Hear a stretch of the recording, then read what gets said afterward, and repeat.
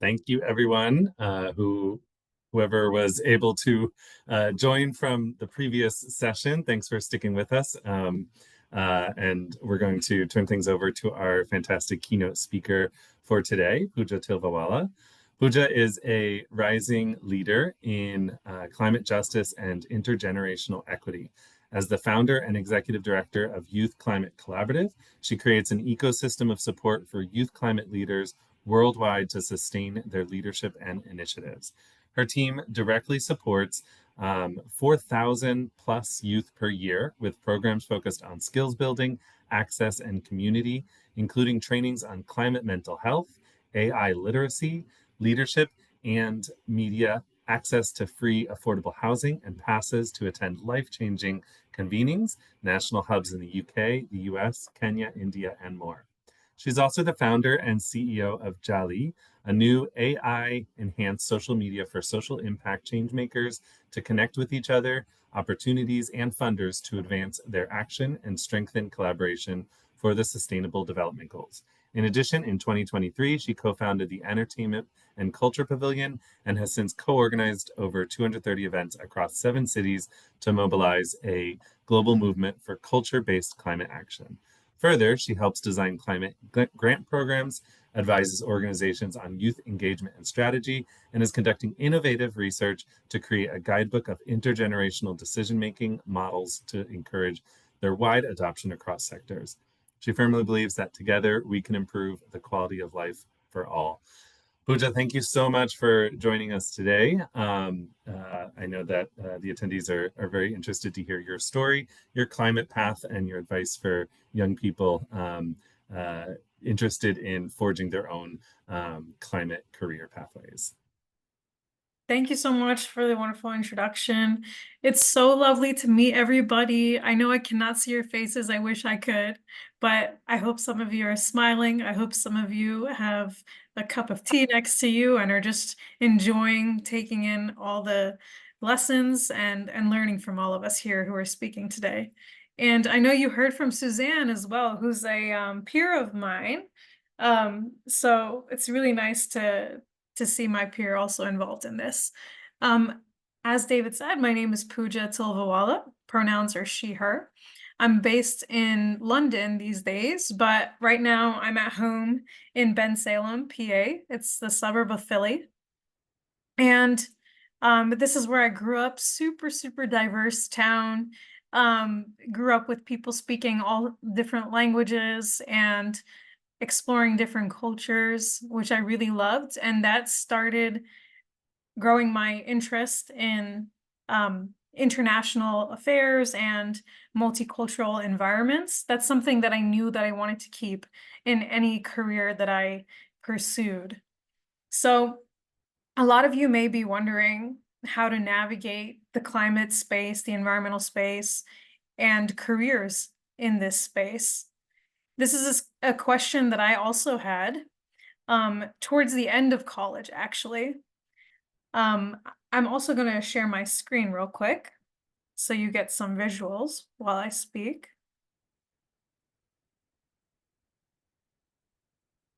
Okay, everybody can see my screen, right? Yes, perfect.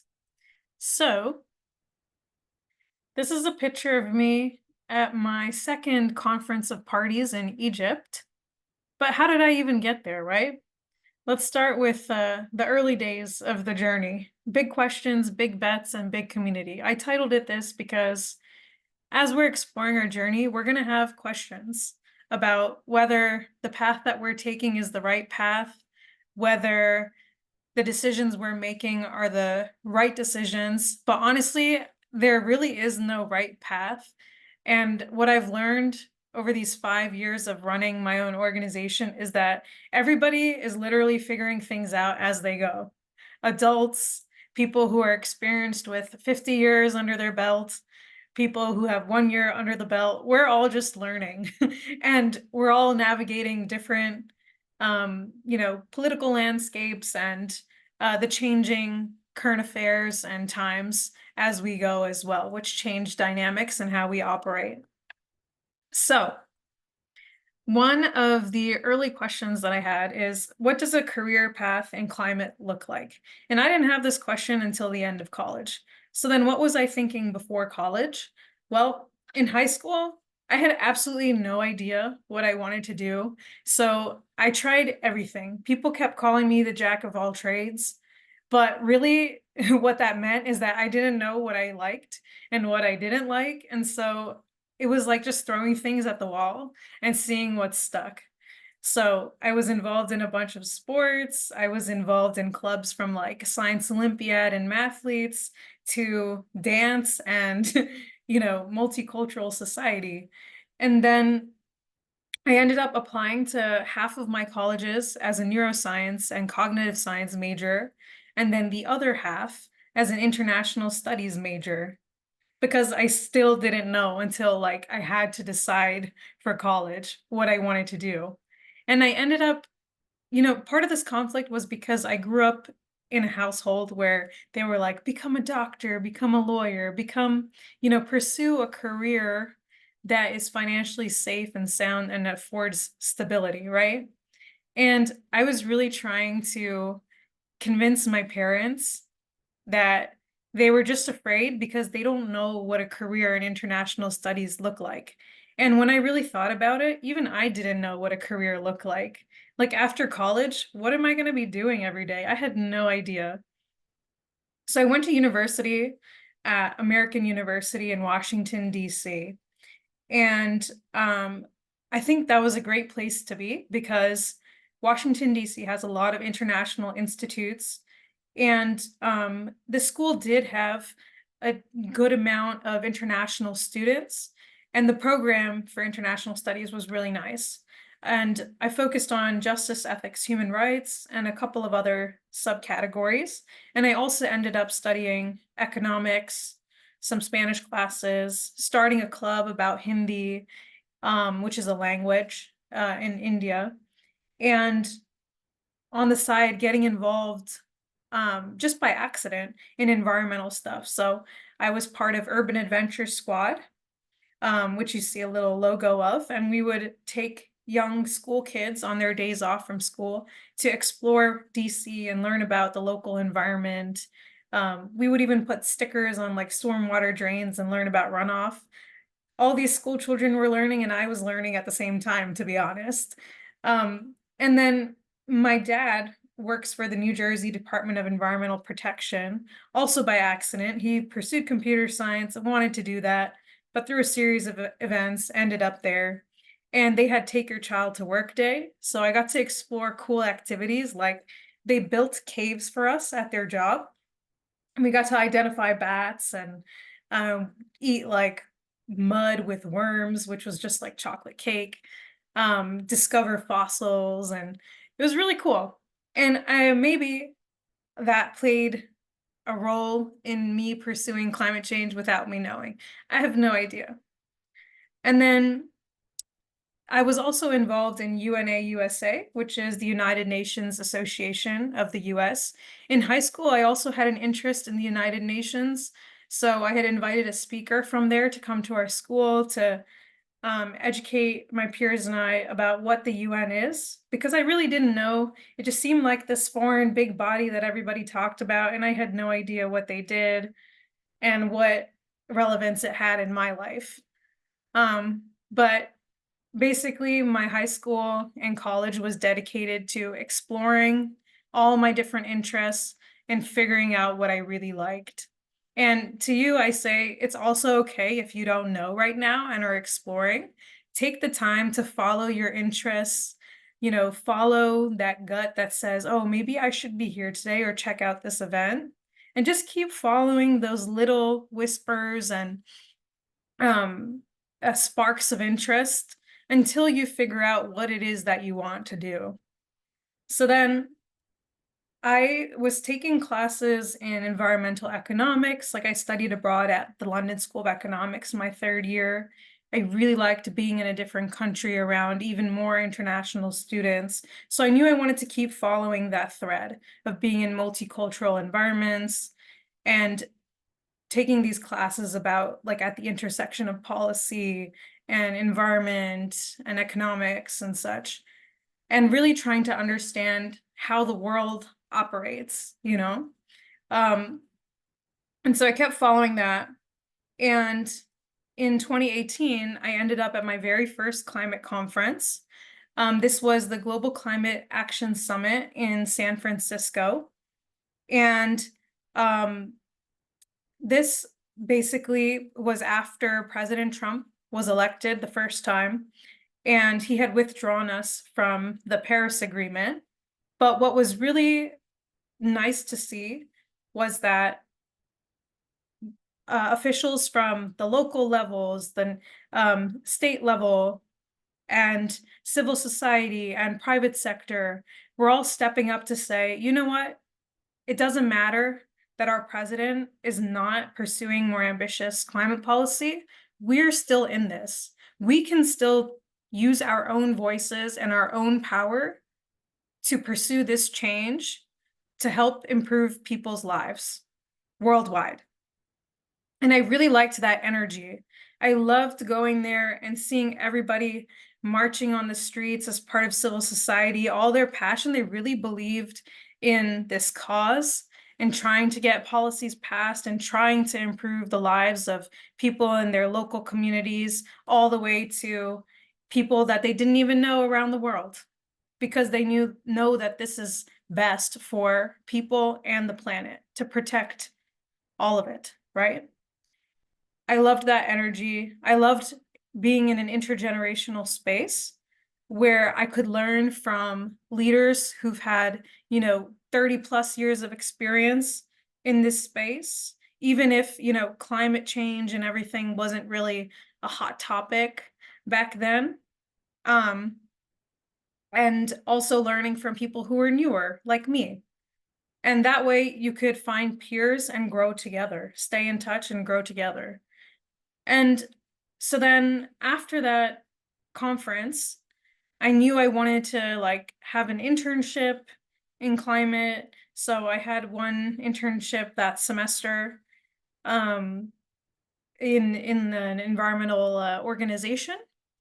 And then after college, I applied to be part of Meridian Institute, which unfortunately had to shut down this year because of all the, financial and economic circumstances in the US. But it was a great career to meet a whole bunch of people in the environmental sector across an array of topics. So I had so many bosses, and my role was to observe and listen in on meetings and convenings about various environmental topics, whether it was trying to put a tax on carbon emissions or advancing Mexican ocean policy.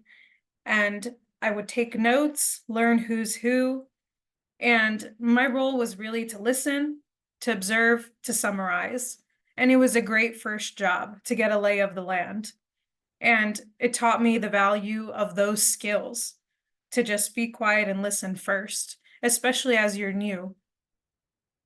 And then so that fellowship was meant to be 2 years, but at the same time, I was volunteering for Youngo. Maybe you can put in the chat if you know what Youngo is. Youngo is the Children and Youth Constituency of the United Nations, the UNFCCC. So that's the climate arm of the United Nations. And they have these different bodies of different civil society groups. So like women and gender. Then they have Ringo, which is like researchers. They have Bingo, which is business folks. And then Youngo, which is youth and children and NGOs. So I got involved here to really learn, how do I turn ideas and action into policy change, global policy change. And Youngo really allows you to have the space to learn about policy at the international level through different working groups on different topics, like finance, like health, like what else? Food systems, you name it. And the cool thing is that during these international negotiations, at the largest climate conferences, COP, the Youngo gets about 2 minutes to speak and provide a statement to summarize the youth voice opinion for the international negotiations on all these different topics. It's really cool. So that was a great organization to really learn how, you could get involved in policy at the international level. And then there's a bunch of different organizations you could get involved in to do it more at the national level or even local levels. But I was interested in the international level, given, my birth in India, being an immigrant, and wanting to bridge the divides between the global north, which is like the US, UK, etc., and the global south, like India, Kenya, etc. And then, yeah, and so I left the fellowship early because I noticed common challenges that young people were facing across Youngo and across different NGOs. And I was like, you know what? I think I can do something about this. Because throughout high school and even college, I was always one to take initiative, take leadership, even if I didn't really know what I was doing. You kind of just like figure things out as you go. And so basically I was like, I can do something about this. I started having some ideas, and I was talking to a professor at American University. So I had already graduated at this point, but I had gone back for a talk on like climate and philosophy, and was telling a professor some ideas. And he's like, you should really start writing these ideas down, start fleshing them out, see what happens. So I went home. This was February 2018, and really just started writing down my ideas. I was like, what are the challenges that we're all facing? What's making our lives so hard right now as youth climate leaders trying to make the world a better place? And so I just made this list. And then I started having these listening sessions through, in partnership with the United Nations and some other folks, to really understand the depth of these issues that young people were facing worldwide, and what kind of solutions they wanted to see to address those issues. So then I started drafting this entire plan to start basically an organization. I worked on it from February until September 2018. And I had set up all these alerts on LinkedIn to let me know when there was an opportunity that could potentially match what I was looking for. And I got this alert one day from this organization called the Climate Initiative, based in Maine. And they had put out a call during the pandemic for folks to, this was actually 2019 that I had done this. So yeah, in 2019, they put out a call saying, if you're a young person who has an idea for an initiative to educate, empower, and activate youth in the climate space, let us hear it, share it with us, and we'll give you $60,000 to get things going and some mentorship. So I applied, and lo and behold, I actually won. I think that was one of the happiest days of my life. I still remember that day, and I cried. And it just felt like finally, after all this hard work and, all these ideas, that somebody actually believed in me, that I now had the support I needed to make all this text on paper a reality, an actual living, breathing initiative and organization. So that was just the start of everything, really.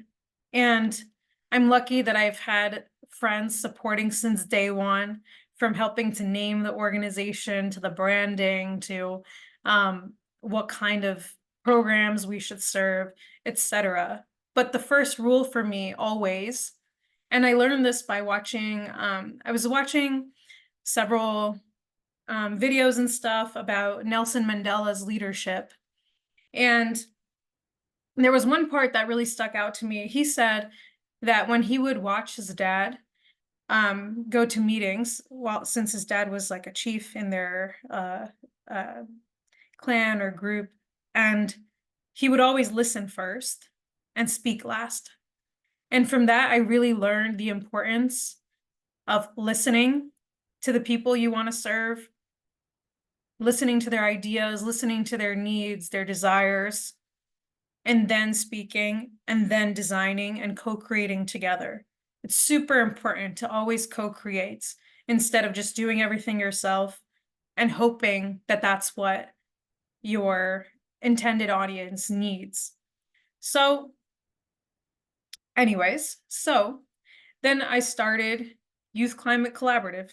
It was born in, I suppose, officially November 2019. So we'll be celebrating 5 years of, or sorry, that was 2020 at this point. Wow, I'm losing track of the years. This is what happens when you're nearing 30 years old. You can't remember your years anymore. But so this was actually 2020 that I wrote out everything and won this. And so it's been about 5 years now of operating YCC. Yeah, exactly. COVID is like, +2, -2, that keeps happening. So, when I was first exploring the different roles I could play, I was like, what do people even do in the climate space, right? What is this like magical climate space or this bubble that people talk about? And so these are just a list of some roles that people play. So you could be an advocate, against conflicts of interest, for climate justice, for a just transition, um, running campaigns, designing campaigns. You could be an educator, doing content creation, hosting programs, spreading awareness, training young negotiators. You could be a policy writer, drafting climate policies, suggesting text changes, working with governments across levels, and engaging with country climate negotiators. You could be a negotiator yourself, joining the US or other delegation at the COP conferences. Currently, we don't have one because of the current administration's stance, but normally we do. And you could contribute to national positions on issues representing the country in negotiations. Then you could be a coordinator, working to unite the youth climate movement, doing a lot of the like back end stuff. An entrepreneur, using your different skill sets to design and implement solutions, or starting an initiative or organization. You could also be an entrepreneur, where you're working within your current organization, like David, to start cool programs like this one to engage new audiences, or really build system change and movements from within. Then you could be a creative, expanding reach to numerous audiences with storytelling, emotion, art, and more. There's so many different roles you could play in this space. And honestly, every career is a climate career, as the National Wildlife Federation likes to say, and I totally agree. It's all about mentality and about values, really. And what I've been seeing in the climate space a lot through my years of experience is that it's just as important who you are as a person as it is what your organization is doing or what you're doing, right? You want to grow continuously, like keep learning, keep pushing yourself to better yourself as a leader.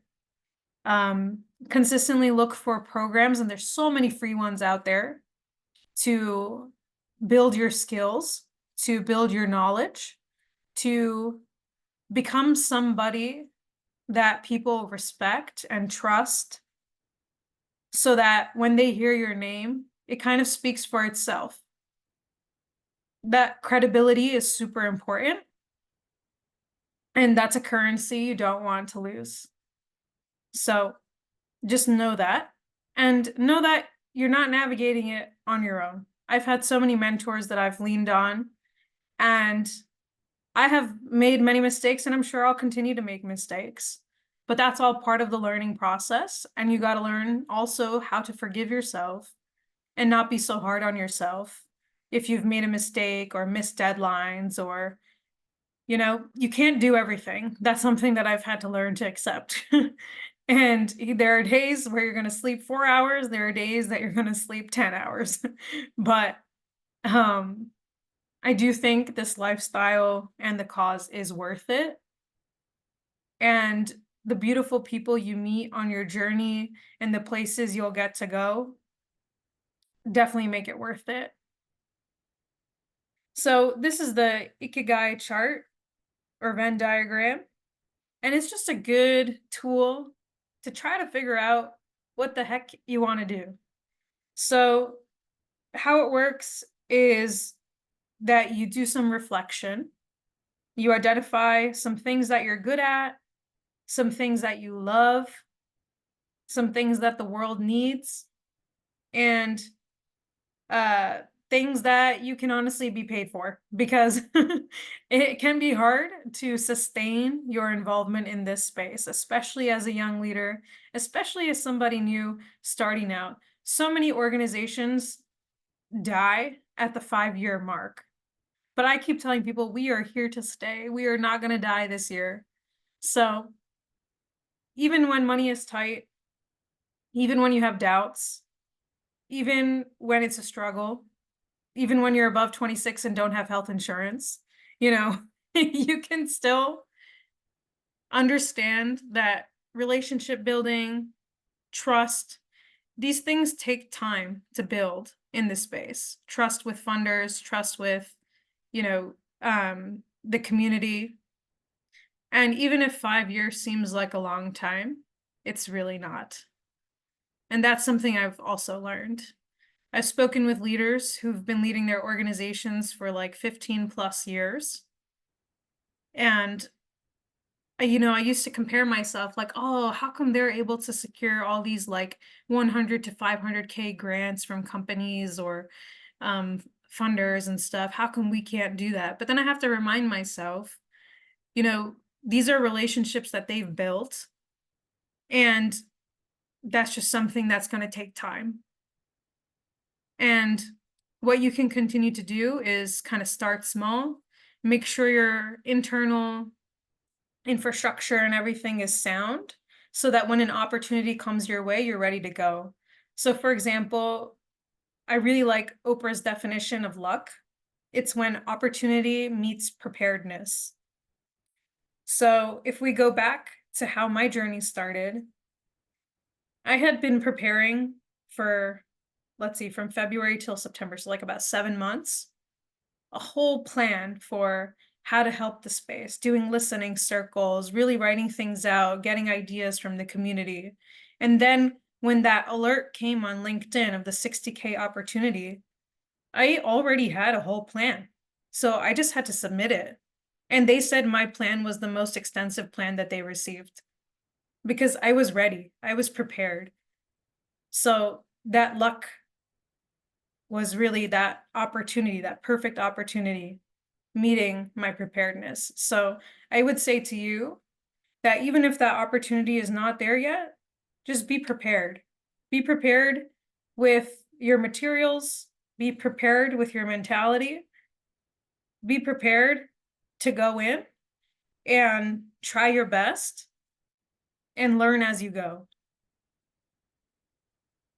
Because especially in the early days, when you don't really have proof yet of your programs and what you can do, who you are as a person, who you are as a new leader, somebody navigating the space, is what people are placing their bet on.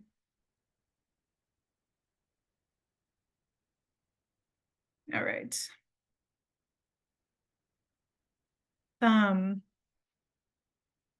Yeah, so this is like a little bit about my organization. It's called Youth Climate Collaborative. And we are a global youth-led organization that's building an ecosystem of support for young leaders already involved in the climate space who need the support to advance their initiatives and sustain them through skills building, access, and community. So we're trying to make sure young people have the relationships, resources, and resilience they need to create lasting change. And this is a picture of the launch of our UK hub from December. It was so much fun. And that's one of the best parts of the job, is meeting all these cool, passionate young people all around the world who've got brilliant ideas, but just need that helping hand to connect with others, have that community, and have the support they need to keep going. So a little bit about the problem. A lot of young people are leading the climate fight, but the system doesn't seem built to support us. So, for example, less than 1% of climate finance reaches youth-led efforts. 45% of young people say their feelings about climate change negatively impact their daily functioning. Less than 2% of funding goes to mental health initiatives. There's limited access to decision-making spaces and key events. 49% of youth say mainstream media doesn't reflect their voices. A lot of marginalized youth face even higher barriers. And youth leadership is often unsustained due to a lack of investment in support systems and a lack of investment in the process, not just outcomes.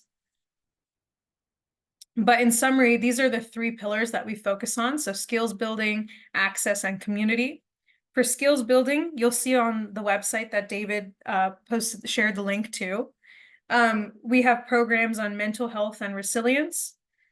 We have a media training fellowship that actually you can register for right now to participate in our media trainings. And as I'm speaking, we actually have an Africa climate media training happening right now. Then a leadership and entrepreneurship training in India and Kenya, conference preparation training. And if anybody's at New York Climate Week this coming week, on Sunday, we've got a in-person climate media training that you can attend. And then we also help under the access pillar to try to get young people free or affordable housing and event access. We share opportunities across our social media and WhatsApp groups.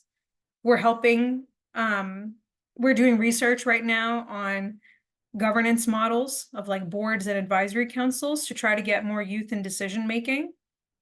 And one of the cool things there is that I do feel optimistic about the decision-making space. I think more and more organizations are looking for ways to engage youth. So there will continue to be opportunities in that space. We just need to make sure that they're not tokenistic and that they are meaningful. And that's something that I also encourage all of you to do, is to be brave sometimes. It's hard to bring up when something doesn't feel right or you feel isn't adequate, like how a program's set up, but feedback is so helpful. And I think more often than not, people want your feedback. So definitely don't be afraid to provide that. And then, yeah, do join our WhatsApp groups as well. They're awesome. And we share a lot of cool opportunities there. You get to meet people from all around the world. And we do a bunch of in-person virtual events. And we have an app that's launching next week. Or not next week, gosh, in 3 days. So this is a link to explore a bit about our organization. And you'll see the chats and stuff. This is just some more information about the different programs themselves. We've also designed a climate mental health journal. The one on the right is just a zine, but it's 240 pages designed with 30 youth around the world. I'm more than happy to share free digital copies with everybody, David, if that's of interest. And then, yeah, we've got our media training fellowship, the research. This is our app. It's an AI-enhanced tool to connect change makers with each other, resources, and opportunities. This is the old version, the new version. I'm just quickly going through these because I really want to share more about the journey and the lessons rather than the what of what we're doing, because that you can see kind of on our website.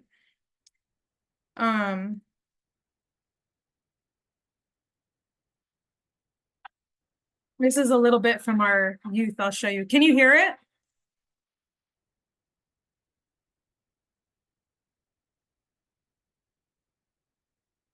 Yes, no? No sound. Okay. Let me do something real quick.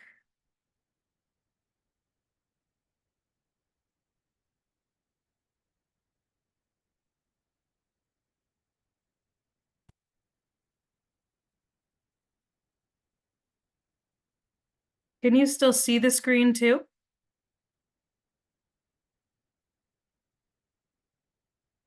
No, okay. You see, okay, audio is there and screen two and audio. Let's see.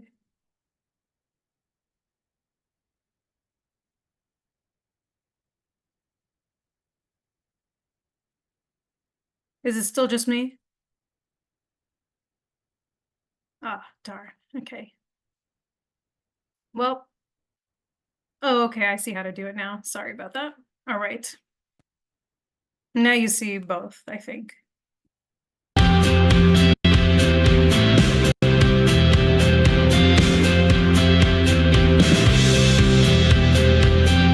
My name is Prudence Ohoa. I'm the founder of Youth Climate Collaborative. This is our newest initiative, having hubs to add more localized and strategic support. Thank you for organizing this. It's so lovely to be here. In a place like London, where this hustle, the bustle, to have this hub is going to be a great resource and space for activists to convene and to create some positive change together. Young people have been talking for a long time, and we're trying to get ourselves heard through different schemes and different things that we do.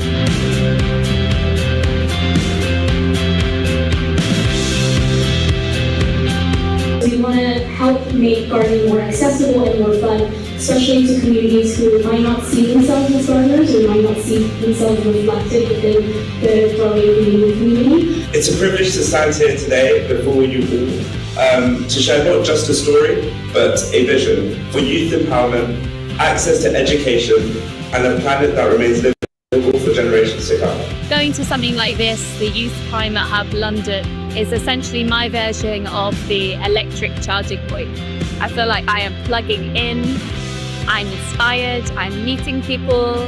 There's no such thing as a one-issue brand or company. Like, you cannot be just climate or just refugees or just labour rights. We have to be intersectional. We use the power of music to engage young people in climate justice.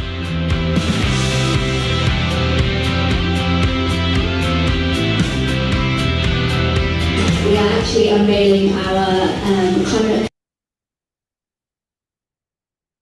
So that's just a snippet of one of our hub launches. It's one of my favorite parts, right? Finally get to be in action, in person, with the people that we're surveying and hearing from them what their needs are and playing a role in helping make that happen. So here's some doubts that have crept in and do continue to creep in sometimes, like, is what I'm doing even making a difference? I question this all the time. Because sometimes this really can be a thankless job, where you might not be hearing a lot of thank yous or appreciation or getting the funding you need. So then you're like, if this was important, if people did value it, wouldn't there be more funders that wanted to support us? But it's not always the case, because a lot of it is based on relationships. A lot of it is based on current, political dynamics and stuff as well. And so sometimes it can be really challenging to stay positive, keep going, to sustain yourself, your team in this movement. But you really have to have that resilience in yourself to keep going. You have to be strong because the days are tough. Sometimes the days are long. But there's also a lot of joy in this movement, like that event that I just showed you, or I went to the climate justice camp recently in Mexico, and we had these beautiful cultural nights where we learned each other's dances and songs. And we even had a session where they called people up into the center, had everybody close their eyes, and then people would come and whisper in your ear some sweet comments to you about you, your work. And so many people were crying because a lot of the time you don't get to hear that type of validation, and you don't know whether you should keep going. But just know that even if it's not being said, that what you're doing is being seen, it is being noticed, it is important. And you have to build that confidence in yourself to keep going, that resilience in yourself to keep going. And you're not alone. Lean on your peers, lean on your community at times when the doubts creep in, at times that feel lonely, you know, and the day will be better. There's some other doubts and stuff there, but you know, that list could be endless, but it's important to, you know, sit with the realities, to reflect, and to figure out what it is that keeps you going, keeps you motivated, and remember that, and lean on your peers and keep going. Some lessons that I've learned are to find a champion of youth, to advocate for young people in various institutions. So you may not have that credible voice yet in that institution, but you could find somebody who's been there, who wants to advocate for youth engagement or a change in policies for the youth movement, and will be that beacon of support for you. Building relationships and trust, it does take time. It's important to share updates about your work with potential supporters or even just your community. It's important to take time to actually reflect after convenings or after programs, to know, you know, what's working, what's not working, what can be improved, etc.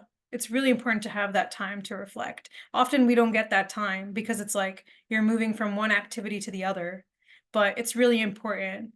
So for example, this year we're taking the winter off to just reset, refocus on strategy and our budget and figure out our plans, because it's been 5 years. We want to be around for another 5 years, let's say. So we really need to take the time to figure out what our strategy will be and how our team will bring that to reality, instead of being so, you know, back to back to back with activities and not having the room to think and breathe. Seek mentors and share updates, and you'll never know where you're going to meet your next mentor. For example, I ended up going to the Aspen Institute Future Leaders Climate Summit, have been super involved with them, volunteered with them. Then I was invited to meet our Vice President, Kamala Harris, at the time. And then she invited those of us who got to meet her to her house in DC for Earth Day, where Ellie Goulding also sang, right? But while I was in line to go to her house, I met some people high up in Environmental Defense Fund. And then Amanda introduced me to a bunch of other people on the team. And then I ended up building a mentorship relationship with Margot Brown, who leads their Frontline Resources Institute. And we've done a bunch of programs together and continue to work together. So you really never know where you're going to meet your mentor, how you're going to meet your mentors. It's just going to kind of happen. And as I said earlier, follow those threads. Follow-up is also so important. Oh my gosh, I cannot tell you the number of times I've lost many opportunities and even funding because I have not done the follow-up because things get so busy. Make sure you prioritize it. I still need to get better at that, but make sure you do prioritize that. And then lean on and trust your community and team. Remember, you're also learning as you go. You are gonna make mistakes, and that is so okay. Breathe and rest, stay hydrated and healthy, please, please, please. I was talking to my friend the other day. She just passed out while at a museum because she hadn't been drinking enough water and all that. And so just make sure you're also taking care of yourself. It's sometimes hard to do. And maybe have an accountability buddy who you're checking on with each other to make sure you're staying healthy and not pushing yourself too hard in this movement. I'm lucky to have people that are looking out for me, and I'm doing my best to get better at this part.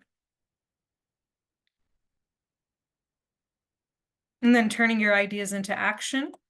This presentation will be shared with you, and I do want to leave time for Q&A, so I won't go through this. But this is just a model that was shared at the Aspen Institute Future Leaders Climate Summit a few years back. Some steps to starting a project. And there's like a little guide linked here, and also SMART goals framework. So SMART goals is the original one. The IE is inclusion and equity, to consider that as well. And here are some resources. This is I'm going to leave this up for a minute to let you scan it.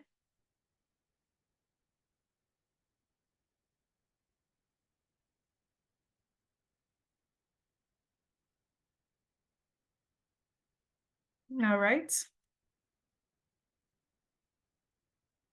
Any questions? This is my LinkedIn. Do feel welcome to reach out.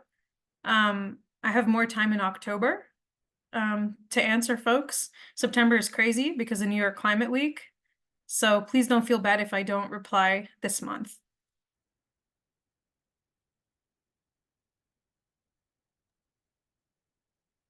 Trisha, thank you so much for sharing the story of your journey and the fantastic work that you do.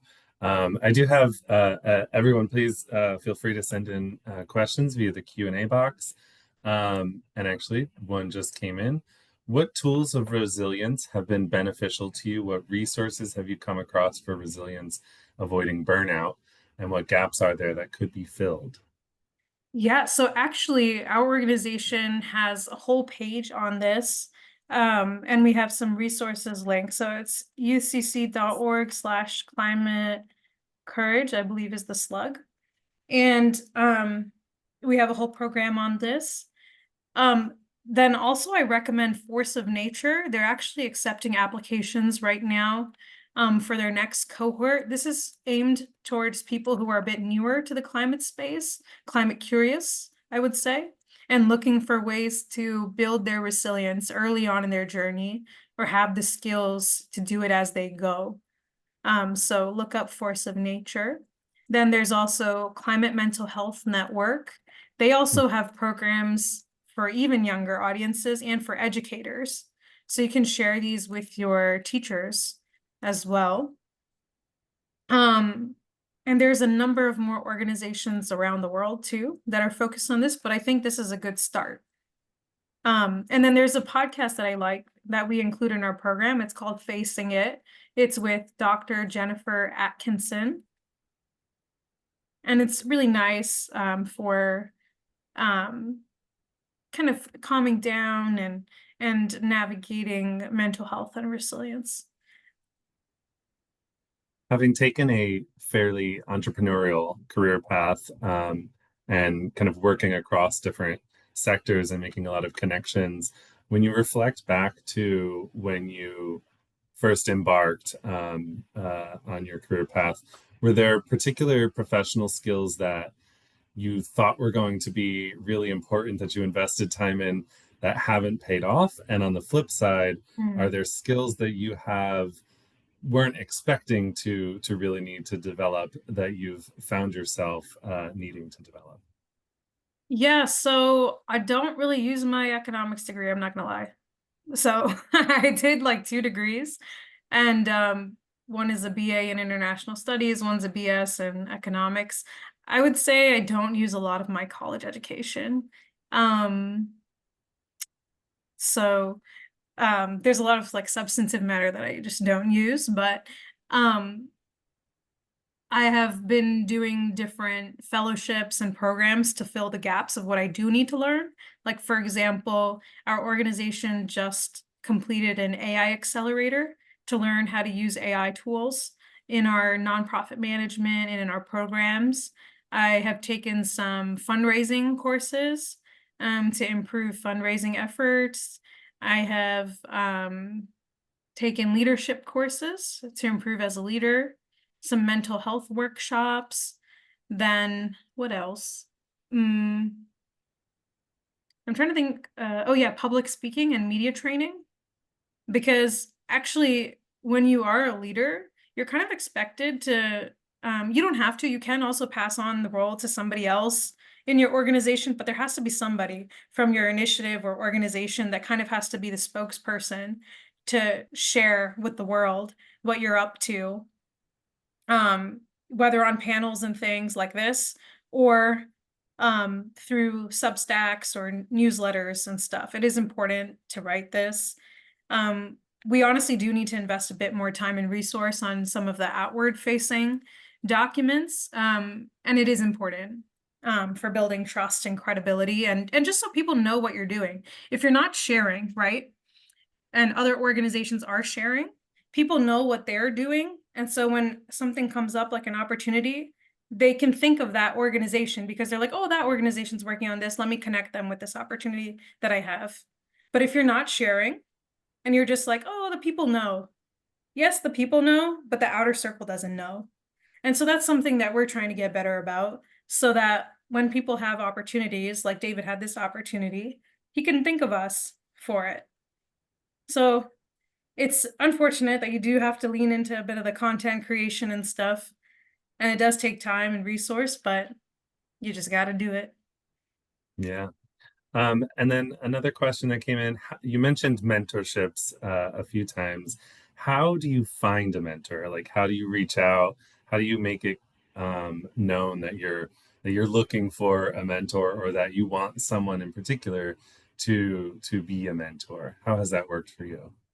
Yeah, so sometimes some programs that I'm in, like I was in the Walking Softer program, which provided about 75K to our organization, and mentorship. But how the mentorship worked was like they had about 12 options. You got to select who you wanted to be a mentor with from those options, and they also got to select who they wanted to pair up with, and then they matched us. And so that's one way that it could happen. And then you may stay in touch with those mentors, or it could be just for that program duration for a specific purpose. And that's okay too.